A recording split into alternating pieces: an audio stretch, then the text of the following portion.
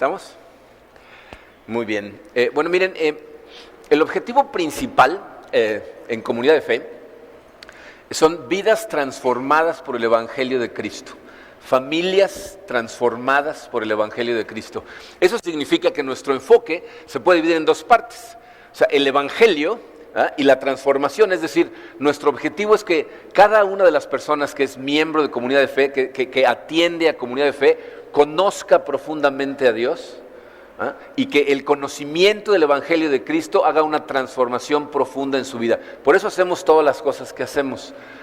Hacemos muchas cosas en Comunidad de Fe, tenemos grupos pequeños, tenemos esfuerzos misioneros, entonces, las series que vamos haciendo están enfocadas a muchas de estas cosas, pero el objetivo en específico es que conozcas a Dios a través de la revelación de su palabra y que esto tenga una transformación profunda en tu corazón, una transformación de adentro hacia afuera para que sea una transformación real. En esta serie vamos a analizar cómo es que Dios nos cambia. Dice, el día de hoy vamos a estudiar el proceso de cambio. Hay una serie de cosas que van sucediendo en nuestra vida que cuando nosotros atravesamos por esas fases y le permitimos a Dios trabajar de forma correcta en nosotros durante esos momentos, entonces viene esa transformación. ¿Okay? Dice, en esta serie vamos a ir viendo algunos de esos pasos que vamos a estudiar el día de hoy de forma más cercana, de forma un poco más detallada. El día de hoy quiero que entendamos cuál es ese proceso general, el proceso básico, por una razón muy importante. Si tú entiendes y asimilas este proceso, tu vida va a ser mucho más fácil. Van a suceder cosas en tu vida que vas a entender mejor, vas a entender por qué suceden y entonces vas a poder permitirle a Dios hacer el trabajo que quiere hacer en tu corazón. ¿Okay? Entonces vamos a estudiar el día de hoy cuál es el proceso general que utiliza Dios para transformarnos. Vamos a dar gracias, vamos a ponernos en sus manos y empezamos a estudiarlo. Padre, te damos gracias, Señor, por tu amor. Te damos gracias, Señor, porque sabemos, Padre, que tú estás en todo momento tratando de atraernos a ti para que haya esa transformación en nuestro corazón para tu gloria. Sabemos, Señor, que tú nos prometes que esa transformación lo que va a hacer es precisamente ayudarnos a caminar en un camino en el carácter de tu Hijo Jesucristo. Y eso es lo que todos queremos, Padre, glorificarte a ti con nuestra vida, que nuestro carácter se parezca cada vez más al de tu Hijo para que tú recibas la gloria. Te pedimos, Señor, que sea tu Espíritu el que nos guíe durante el estudio del día de hoy, que nos abras los ojos del corazón a cada una de las palabras que vienen en tu palabra, Padre, para que tengan ese efecto transformador en el corazón de cada uno de nosotros. Te pido mucha humildad para cada uno de los que estamos aquí, Padre. Te pido, Señor, todas estas cosas en el nombre hermoso de tu Hijo Jesucristo. Amén. Bueno, miren, yo creo que la gente se divide en varios grupos. Tenemos personas que van de la mano de Dios y están haciendo todo lo posible por vivir su vida bien, pero porque más o menos la llevan bien, piensan que no hay mucha necesidad de más cambio en su vida, como que sienten que todo está bajo control. Tenemos a gente que no está viviendo tan bien, que tiene ciertos problemas, pero que piensan que no son cosas tan graves, ¿no? Si dicen, no, pues yo relativamente soy una buena persona y entonces pues realmente no tengo tanto problema y no ven la necesidad de un verdadero cambio profundo en su corazón. También hay gente que está viviendo de la patada, ¿no? O sea, que tienen serios problemas en su corazón, que saben que tienen debilidades muy fuertes en su carácter, que los están llevando por caminos equivocados, pero que por más que han tratado de cambiar, no pueden y no entienden por qué. Y es por eso que Dios utiliza este proceso y que la primera fase de este proceso tiende a ser siempre la misma. La primera fase que encontramos en el proceso de cambio de Dios casi siempre es una crisis, que es el número 1 en su programa. Tenemos una crisis en nuestra vida. Fíjense, la crisis puede ser una crisis de salud, puede ser que tengas una enfermedad de repente que sea algo serio, algo que te tire, algo que incluso corras el riesgo de perder la vida, o que alguien muy cercano a ti tenga una enfermedad muy fuerte, o que incluso pierdas algún ser querido y entres en una crisis. Puede ser a lo mejor una crisis financiera, ¿no? Que la fuente de ingresos que tenías de pronto desaparezca, pierdas tu trabajo, el negocio no funciona y tengas que cerrarlo, cambien las circunstancias económicas de la ciudad o del país o del mundo en algún momento y entonces esa fuente o esa seguridad que sentías económicamente de pronto desaparece y entras en crisis. Hay veces que la crisis es relacional, ¿no? Hay personas que en este momento su matrimonio está en un hilo, ¿no? Están a punto del divorcio, o algunos que incluso su matrimonio ya terminó y están en una crisis porque esa relación de la que dependían desapareció. A lo mejor es algún hijo tuyo que de pronto se rebela y sale por su propio camino y no sabes cómo arreglar esa relación. O sea, relacionalmente entras en crisis. Hay gente que entra en crisis por culpa de adicciones. Algunos adictos a sustancias, que es normalmente lo más reconocido, lo más fácil de reconocer, pero también hay adicciones a otras cosas. Hay gente que es, por ejemplo, adicta a comportamientos, a formas de responder ante las situaciones de la vida, que los convierten en esclavos literales de ciertos ciclos viciosos que destruyen su vida y entran en crisis. Por la razón que sea, dice, las crisis lo que generan es el inicio o la posibilidad del inicio de un cambio. Si tú en este momento estás sufriendo una crisis, felicidades, quiero decirte que Dios te está preparando una oportunidad para un cambio. Ahora, la verdad sea dicha, a ninguno de nosotros nos gustan las crisis. Lo vemos como cosas negativas, los vemos como problemas, ¿verdad? Como algo que hay que evitar, pero la experiencia nos dice que todo cambio proviene de una crisis. Históricamente, ustedes estudian la historia del mundo, todos los cambios provienen de una crisis, pero hay una cosa que es muy importante que tengamos en cuenta. Tienes que ser consciente de esto o te vas a equivocar y te vas a meter en problemas todavía más serios. Si estás en una crisis, tienes que entender que tu principal batalla no es contra lo que tú crees. Tu principal batalla no es contra tu salud, no es por conseguir dinero, no es contra tu pareja, no es contra tus hijos. Tu principal batalla es contra Dios, que es lo que sigue en su programa. Tu principal batalla es contra Dios. Fíjense, las crisis en la vida de la gente suceden porque estamos luchando con Dios, porque queremos ser Dios.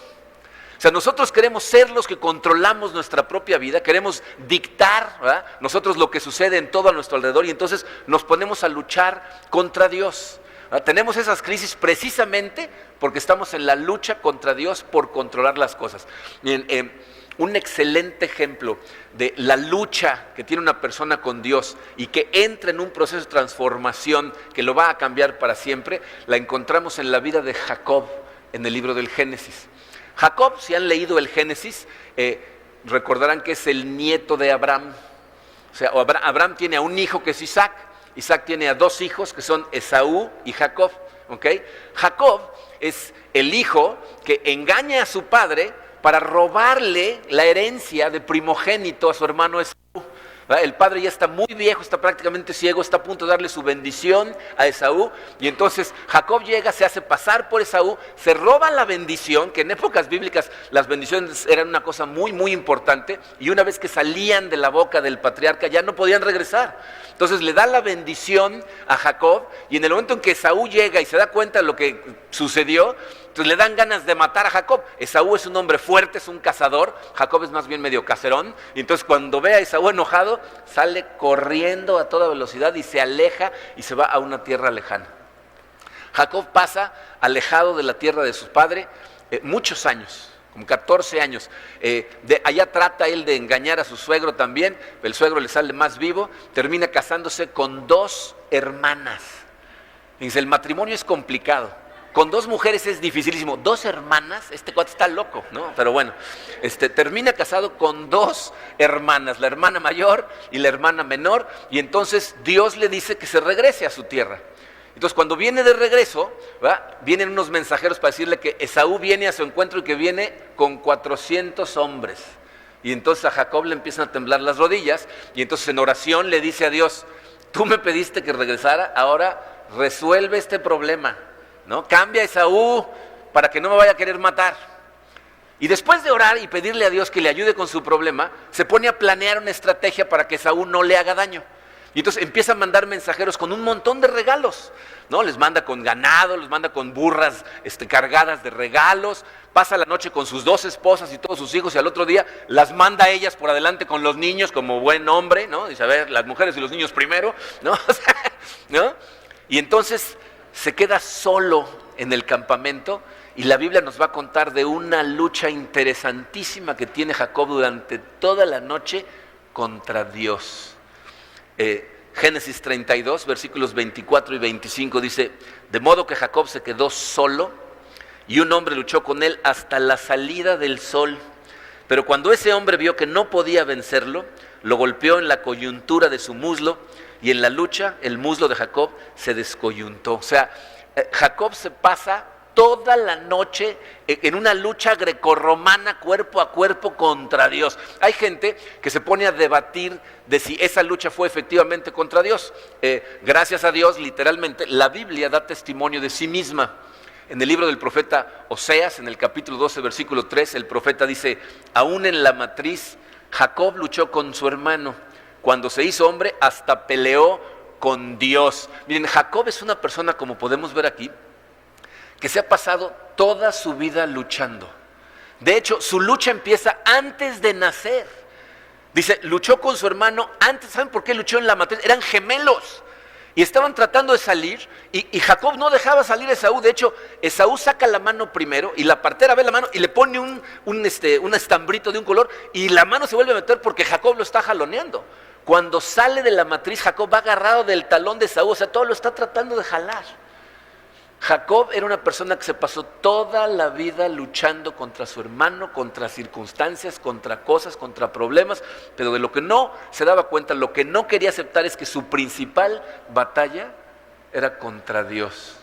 Estaba tratando de controlar su propia vida y queriendo ser Dios en su vida. Entonces, fíjense, traten de pensar en este momento cuál es el conflicto más grande que tienen en este momento. ¿Cuál es la crisis que estés enfrentando que en este momento te quite el sueño? Te puedo decir que esa crisis se reduce a dos cosas. Lo primero es esto: ¿vas a obedecer a Dios a través de esa crisis? O sea, ¿vas a hacer lo que sabes que está bien a través de esa crisis, te guste o no? ¿Vas a seguir caminando de la mano de Dios, obedeciéndolo, o no lo vas a hacer?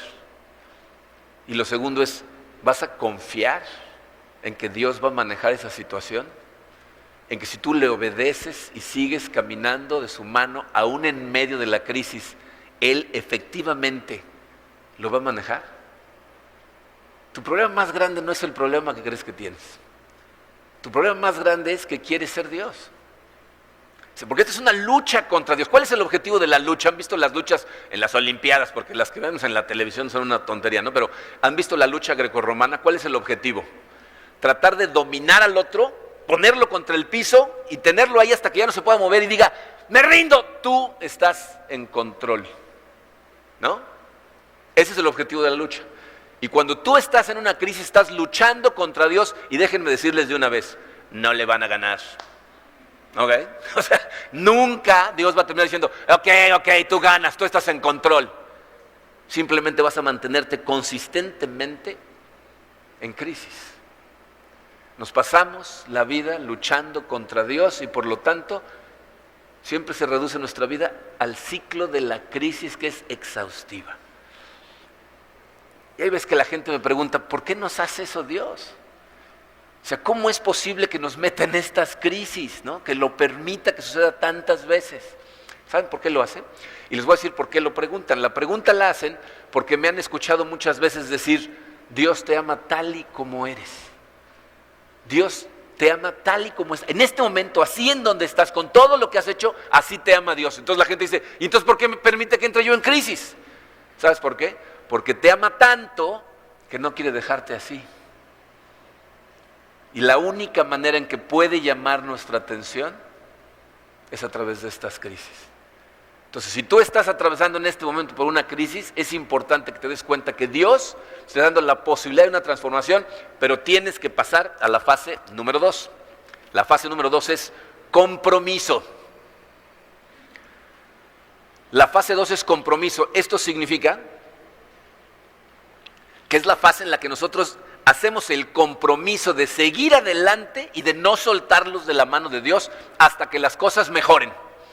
Hasta que haga algo Él en nosotros, que empiece a transformar las cosas, yo no me voy a soltar. Dice en Génesis 32, 26, dice, entonces el hombre le dijo, suéltame, que ya está por amanecer. No te soltaré hasta que me bendigas, respondió Jacob. Dice, Jacob en ese momento no se ha dado cuenta que está luchando contra Dios, pero ya se dio cuenta que es un hombre más poderoso que él. Y entonces Jacob le dice, pues ahora hasta que no me bendigas no te dejo aferrado a él.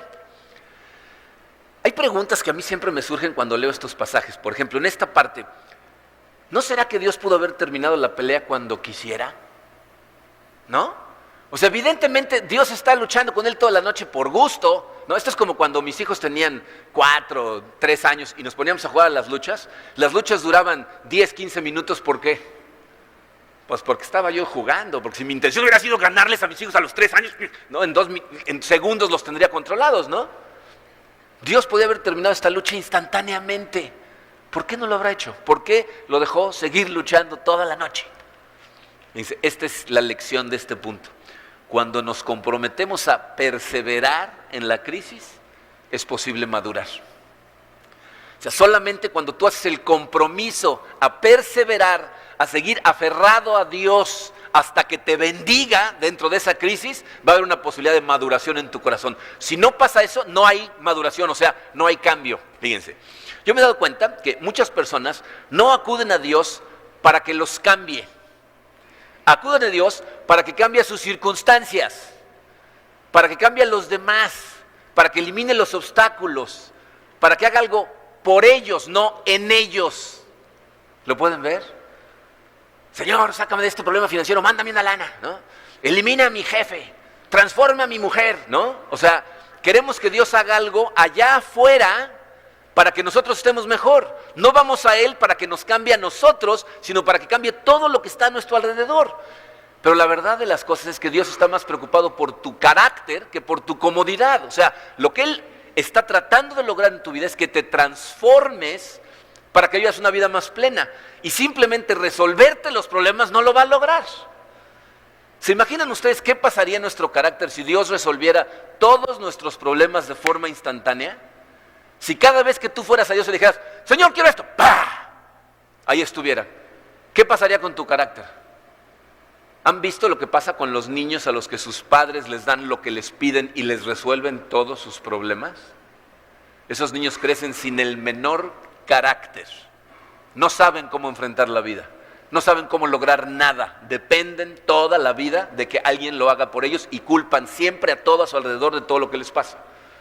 Pues hay veces que platico con gente en consejería y me dicen cosas como, le estoy pidiendo a Dios un milagro financiero, que me saque de este problema que tengo. Me dan ganas de preguntarles, o sea que tú te metiste en este problema financiero de forma sobrenatural, o sea que necesitas una intervención divina porque un día amaneciste y tenías una deuda increíble, o será que trabajamos duro para meternos en esos problemas. La verdad de las cosas es que nos metemos nosotros ahí, ¿no? Gastamos mal, gastamos más de lo que ganamos, compramos a crédito, no ahorramos para prever para las crisis que llegan a la vida de todo mundo. Y cuando viene la crisis financiera, Señor, sácame de este problema. ¿Qué pasaría si Dios en ese momento dice, ¡pum!, fuera? ¿Qué pasa? ¿Qué harías? Te vuelves a meter en otra al otro mes. Pero si lo que te da es fortaleza para perseverar en medio de la crisis, entonces empieza a haber transformación en tu corazón. Empieza a haber madurez, ¿no? Le permites al proceso trabajar. Entonces, ¿qué tenemos que hacer? Tenemos que perseverar, obedeciendo y confiando. Siempre se reduce esas dos cosas, ¿eh? Obedecer a Dios en la circunstancia, confiar en que Dios la va a manejar y que si yo persevero en ello, Dios va a responder. Gálatas 6:9 dice, no nos cansemos de hacer el bien, porque a su debido tiempo cosecharemos si no nos damos por vencidos. En medio de la crisis resiste y persevera y no trates de huir del problema, porque es lo que muchas veces queremos hacer. Lo que hago es salir corriendo como Jacob, cuando Dios dice, confía en mí, quédate ahí, persevera.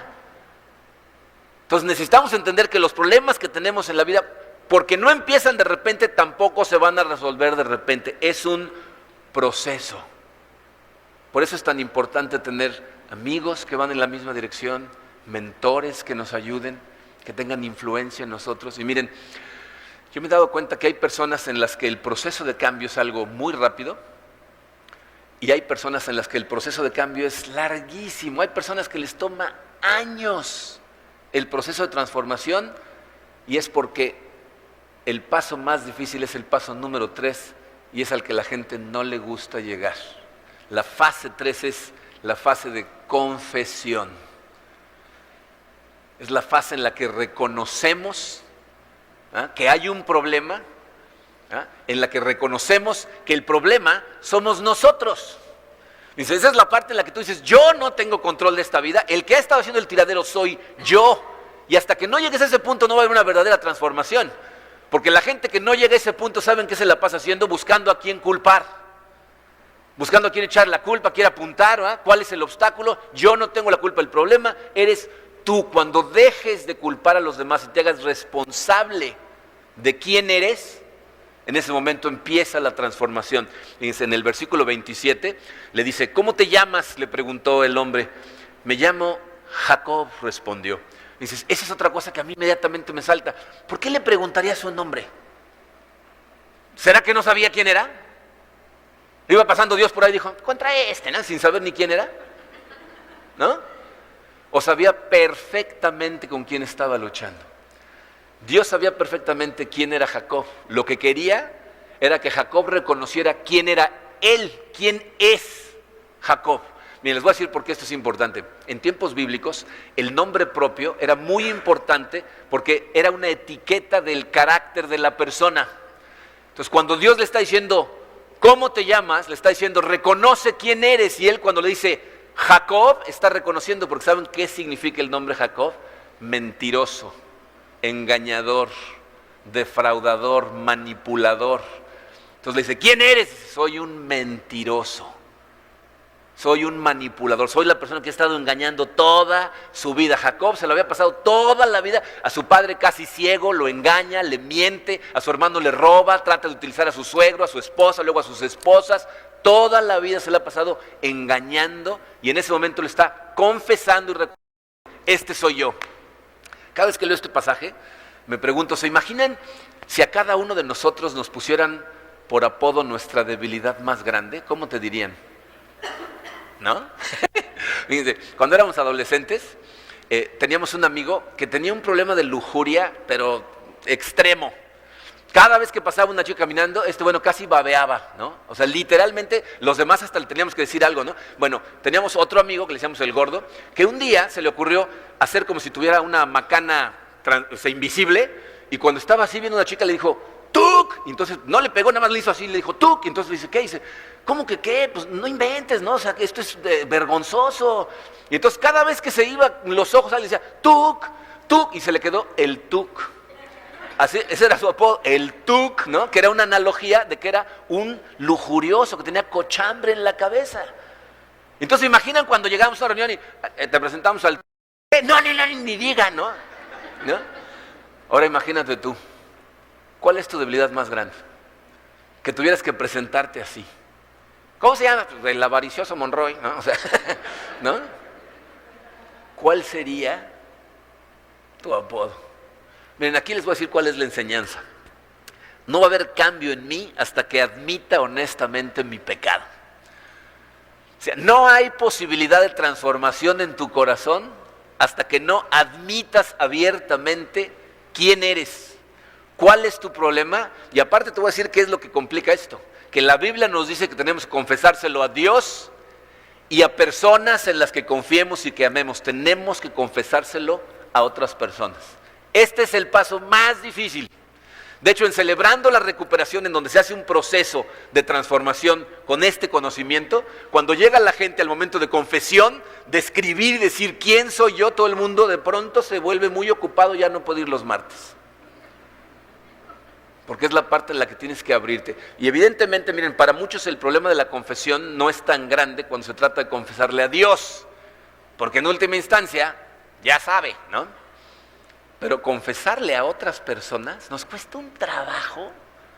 Hablar de las debilidades reales, de las profundas, de las oscuras, de las que nos tratamos de esconder, las que no queremos que la gente se entere. Esas, ¿saben por qué no las confesamos? Por orgullo. Porque hace falta humillarte a ti mismo para decir, este soy yo. Pero el problema con eso es cuando, mientras tú sigas tratando de pretender ante los demás, ¿ya?, que no tienes esos problemas, para empezar, no puedes ser realmente tú. Tus relaciones son ficticias, las relaciones con la máscara que traes puesta, esto lo hemos dicho muchas veces, pero ¿saben cuál es el segundo problema? Si sigues sin confesar por orgullo, significa que sigues luchando contra Dios. Primera de Pedro 5:5 dice, Dios se opone a los orgullosos, pero da gracia a los humildes. Se opone a los orgullosos. Si por orgullo yo no confieso, estoy en oposición a Dios, o sea, estoy luchando contra Dios. Sigo en lucha permanente con Dios, pero dice, le da gracia a los humildes. La gracia es el poder para cambiar. Cuando tenemos la humildad de confesar, entonces Dios nos da gracia, que es la capacidad de transformación. Tenemos que humillarnos. Entonces, fíjense, su siguiente espacio en blanco se va a quedar en blanco, aquí, pero lo van a llenar ustedes, porque ese es el espacio en donde vas a confesar, yo soy, ¿qué? ¿Quién eres? Ese espacio en blanco que sigue ahí es una tarea para que tú hoy de forma personal te sientes y digas, yo soy, y pongas ahí el pecado, la debilidad que te está tirando y te tiene en lucha permanente contra Dios. Miren, este es el paso más difícil, pero la gente que está dispuesta a tomarlo, les puedo decir, de ahí en adelante todo es cuesta abajo. Esta es la parte más complicada, pero si puedes hacer esto, entonces pasas a la fase 4, que es conversión, que es cuando Dios te transforma. ¿Verdad? Cuando tú entras en crisis, te comprometes a seguir tomado de la mano de Dios y confiesas y abres tu corazón, entonces le das la oportunidad a Dios de hacer la transformación. Fíjense en la respuesta de amor a la confesión de Jacob de Dios. En los versículos 28 al 30 dice, entonces el hombre le dijo, ya no te llamarás Jacob, sino Israel, porque has luchado con Dios y con los hombres y has vencido.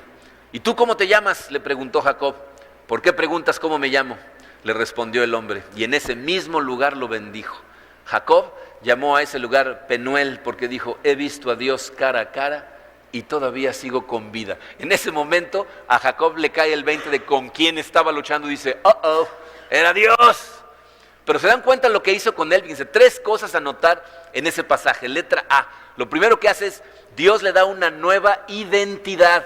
En ese momento cambia la identidad de Jacob. Dios está en el negocio de transformar vidas, de dar nuevas identidades. ¿Se acuerdan la cantidad de veces que Dios le cambia el nombre a la gente? Abraham a Abraham, Saraí, Sara, Saulo, Paulo, Cefas, Pedro. Aquí le dice, tú ya no eres Jacob, ya no eres el mentiroso, ya no eres el manipulador, ahora te llamas Israel, que significa príncipe con Dios. Dice, yo veo lo que hay en ti, veo tu pasado, veo el dolor que vienes cargando, la mugre y la culpabilidad que te has estado echando encima durante toda tu vida, y eso es lo que tú ves en ti. Pero ¿sabes qué más veo?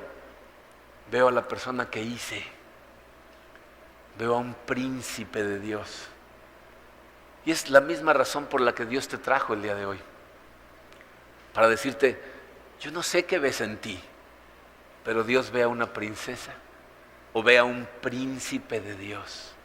Él te quiere dar una nueva identidad, pero necesitas reconocerle, necesitas abrir tu corazón, buscar ayuda, decir, este soy yo. Y entonces vas a ver cómo te ve Dios a ti mismo. Nueva identidad. Letra B, ahí mismo lo bendice. Esta es una de las cosas maravillosas que suceden cuando abrimos nuestro corazón y nos entregamos a Dios totalmente. Dios te está bendiciendo consistentemente, pero te privas de las bendiciones más grandes. Ni siquiera las notas cuando estás aferrado en luchar contra Dios. En el momento en que te humillas, en que te entregas, en que le permites trabajar en tu corazón, en ese momento empiezas a notar la cantidad de bendiciones que tiene para ti en tu vida. Entonces Dios lo bendice y letra C, recibe un recordatorio de la experiencia. Dios no quiere que Jacob olvide nunca el encuentro que acaban de tener, así que lo va a dejar con un recordatorio que le va a durar toda la vida. En el versículo 31 dice, ya Jacob estaba pasando de Penuel cuando el sol salió, pero debido a su cadera iba cojeando. ¿Se acuerdan que en la lucha le descoyunta el muslo? O sea, le disloca la cadera. Jacob no vuelve a caminar nunca de la misma manera. Jacob va a cojear el resto de su vida, o sea, literalmente no va a andar de la misma manera nunca más. Cuando tú tienes un verdadero encuentro con Dios y le permites, después de abrir tu corazón, hacer esa transformación, no vuelves a ser el mismo nunca. Y por eso es para nosotros tan importante que el objetivo de la iglesia sea muy claro. Vidas transformadas por el Evangelio de Cristo. Porque una persona que dice, yo soy cristiano, y en su vida no ha habido absolutamente ninguna transformación, lo que está diciendo es, sigo luchando contra Dios, quiero seguir siendo Dios en mi vida, aquí estoy, creo en Él, pero el que va a dirigir soy yo. Porque si lo dejaras a Él, no vuelves a caminar igual nunca. Las implicaciones para Jacob son muy interesantes. Jacob era una persona que se especializaba en crear un tiradero y salir corriendo. Creaba un problema y huía. Y ahora Dios le dice, ya no vas a poder salir corriendo literalmente. Ahora vas a cojear, así es de que ¿cómo vas a huir ahora de tus problemas? Los vas a tener que enfrentar. Y aparte, porque ya no tienes la capacidad de caminar normalmente, vas a depender de mí por el resto de tu vida. Miren, me parece muy interesante cómo Jacob se acerca a pedirle a Dios que le resuelva su problema. En su oración le dice, cambia a Esaú.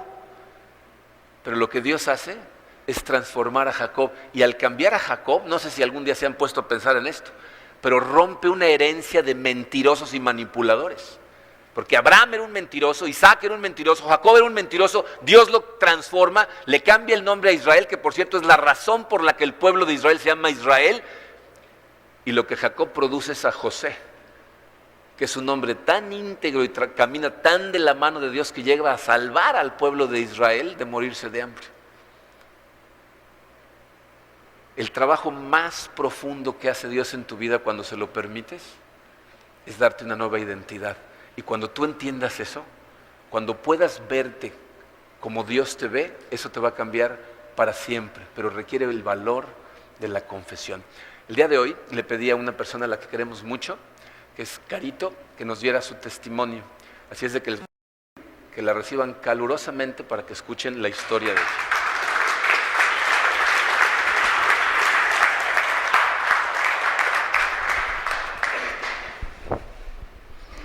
Buenas tardes. Mi nombre es Carito y vengo de una familia disfuncional donde fui abusada por mi abuelo, mi padre y un primo. Crecí con mucho odio hacia mí y hacia la gente que me rodeaba.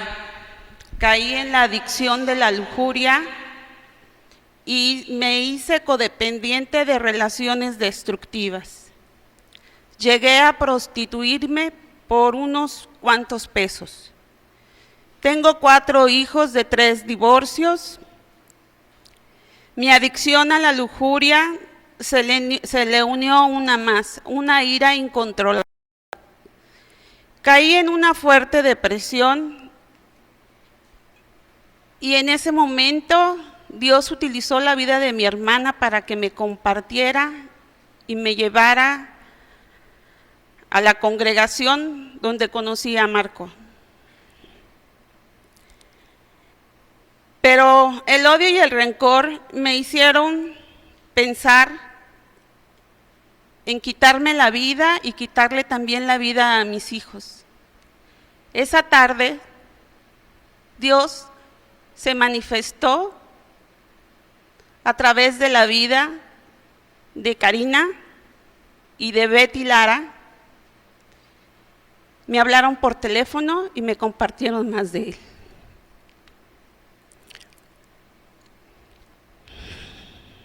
Aún en contra de mi voluntad, seguía yo congregándome.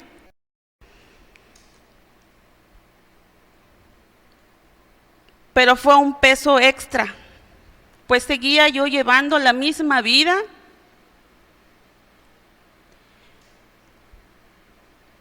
Porque me tenía que seguir escondiendo de la gente de la iglesia para que ellos no se dieran cuenta quién realmente era yo.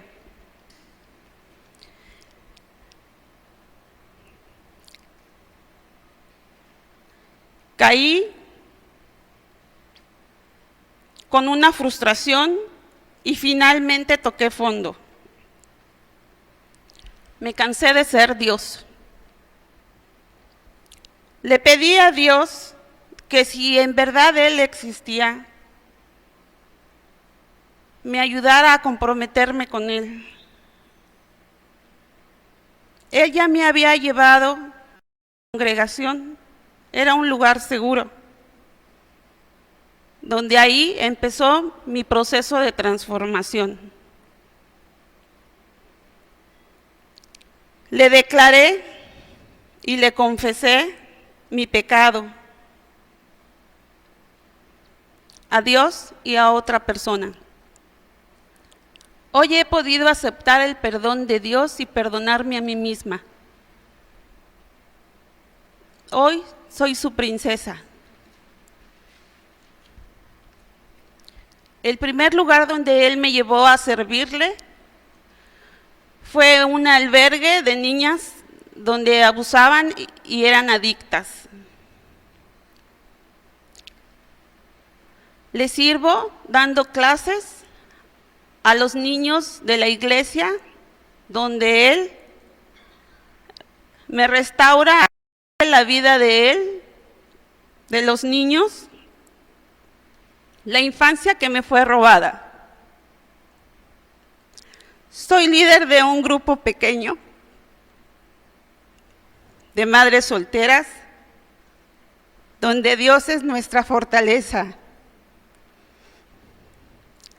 Apoyo como mentora en Celebrando la Recuperación, donde con mi grupo de apoyo Dios nos permite ver su amor y su poder cuando verdaderamente nos abrimos a Él y le confesamos, y podemos experimentar la verdadera libertad y un verdadero cambio real.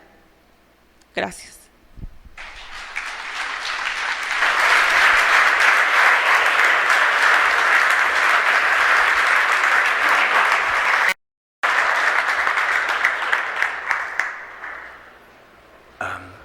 Mucha gente se acerca casi siempre al final a preguntarle a gente como Caro, ¿cómo pueden tener el valor de pasar al frente y contar una cosa así? Y la respuesta es esta: ya no es ella. Esa era ella antes. Y ahora viene orgullosa porque ahora es otra persona. La Biblia dice que es una nueva criatura. Segunda de Corintios 5:17 dice: de modo que si alguno está en Cristo, nueva criatura es. Las cosas viejas pasaron, he aquí, todas son hechas nuevas. Es una tristeza que no tengamos la capacidad del 100% de los que nos llamamos cristianos de llegar a sentir esa libertad, de llegar a sentir esa verdadera transformación. Por pena seguimos esclavizados.